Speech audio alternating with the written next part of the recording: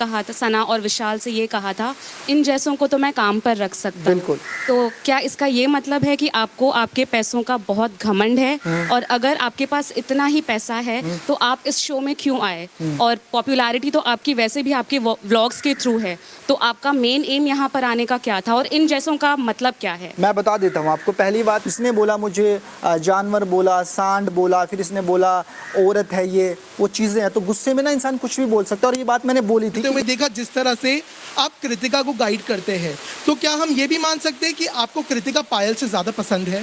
तो होता है, उस टाइम विशाल यहाँ पे था और जिम के वो आउटफिट थे जो मैंने इसको चेंज करने के लिए बोले, और उसके बाद बाल बांधने वाले जब वो वर्कआउट कर रही थी तो उसकी क्लीविज दिख रही थी। पहले ही मैंने बोला था कि आज के बाद तो इनसे बात नहीं करेगी। पायल अब चली गई है। मुझे ज्यादा पसंद करते हैं पायल को। पायल चलेगी तो इनके पास मैं ही कि वो आपको डिवोर्स देना चाहती है और कृतिका ने उनके इनोसेंस का फायदा उठाया है, तो आपको लगता है ये सिर्फ आईबॉल्स के लिए आपका ये रिलेशनशिप, रियल में आप तीनों इतने स्ट्रांग नहीं है जितना आप पोर्ट्रे करते हैं? रिलेशनशिप चल रहा होता है, उसके बाद घर आते हैं, वाइफ को पीटते हैं, बहुत सारी ऐसी चीज़ें करते हैं जो दुनिया को पता भी नहीं है।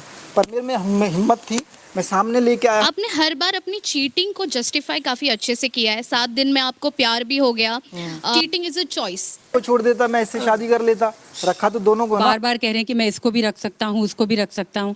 बहुत गलत है। आपने सबसे पहले तो पायल की मजबूरी का फायदा उठाया, जितना हमने देखा, तो उसके लिए आप गलत हैं। आप उसको किसी जन्म में उसको आप जस्टिफाई नहीं कर सकते। डायन भी 7 घर छोड़ करके वार करती है। कहते ना, वो कहावत को भी आपने एकदम सच कर दिखाया कि औरत औरत की दुश्मन होती है। मैंने रिश्ता खत्म करने की कोशिश करी।